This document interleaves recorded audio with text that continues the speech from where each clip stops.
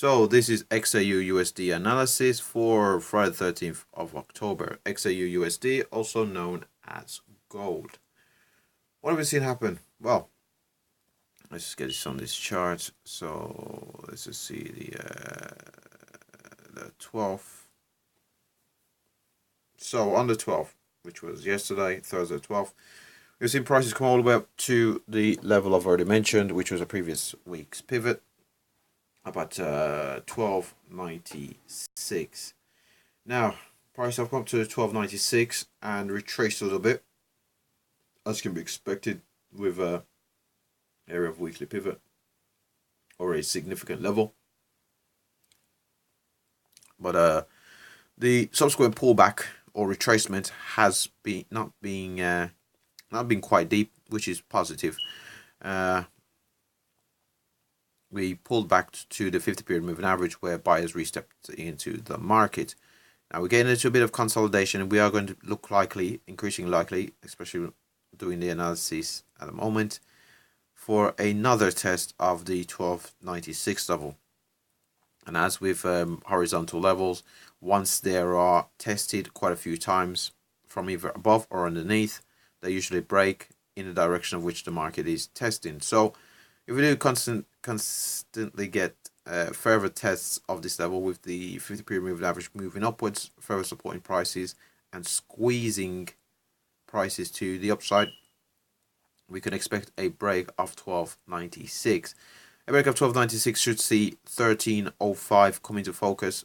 Beyond 13.05, we did have some resistance about 13.10, but I've marked it out on the charts. So 13.20 would be the next level we'd be focusing on if we do successfully break above 46 and 13.05. If, however, prices do turn around here at 12.96, likely fundamental catalyst really. If prices do break down from this 12.96 level, we'll be looking at possibly this higher time frame moving average, currently sitting at 12.87, just to see how prices react.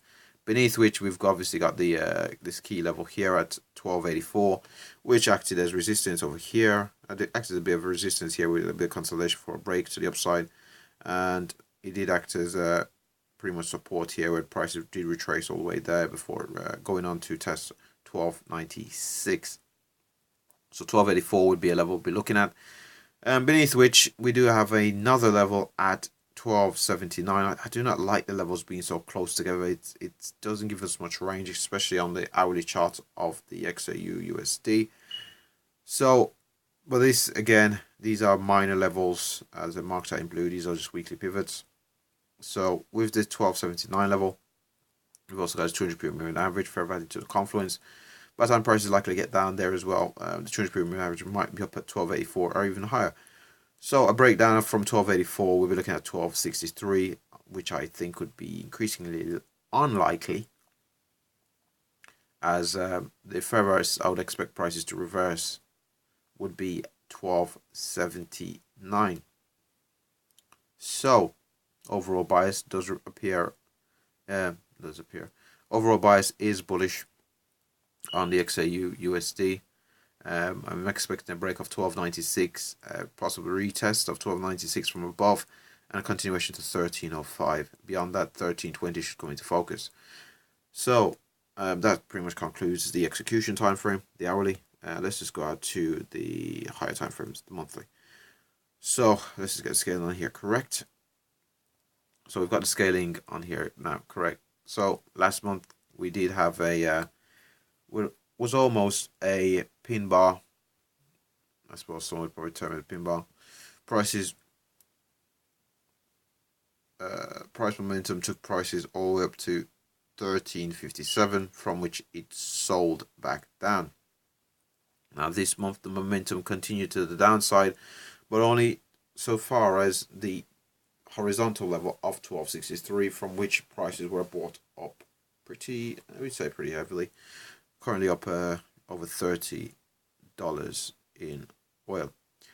So on the monthly time frame, we had our lows over here, we've had a higher low over here, and and I was expecting a we doesn't matter.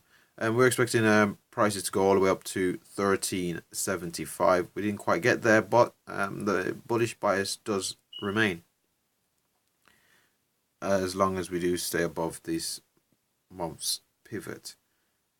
So let's have a look at the time frame just down from that, the weekly. Okay, on this weekly time frame, again, we've had our lows over here, higher lows over here, higher low there, slightly higher low, lower low, and we had a lower low here, it's higher low. But the thing about this lower low, the lower low wasn't as low as this one over here. So prices pushed all the way up to 13.57, which we did have this move, the higher time frame moving average here in black marked out. We sold off from it with 4 consecutive weeks of selling, and all the way down into the support area of 12.63, down to the area of 12.63.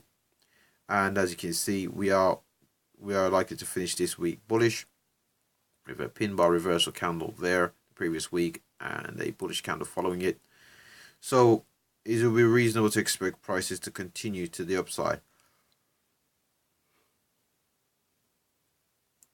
of the XAUUSD. So let's just have a look at the daily chart, see where we are. Again, on the daily chart, we did have prices come all the way down to this higher time frame moving average here in black, and since then we have had 5 consecutive days of bullish price action, and we do appear to be going to a 6th consecutive day of bullish price action, which is pretty symptomatic of reversals, really. Strong momentum, it appears, to the upside. Of concern, though, is the size of these candles. They're not as big as I'd like. I'd prefer it if pretty much all the candles were about the size of the candle here, the daily candle here on the 6th of October. So the bullish bias is maintained. Currently, we're into an area of possible resistance, as can be seen here in April, in around the 13th. What is that? About the 12th to the 27th of April. And over here as well in June, we did sell off a little bit from up around the 12.96 level. So we do have to be aware of that, especially on this daily time frame, and the fact that we have had these candles with smaller bodies. But we did sell off in April and June from 12.96. So that should pretty much wrap up my analysis for XAUUSD gold. Before I go, LCS, like, comment, subscribe. Thanks for watching.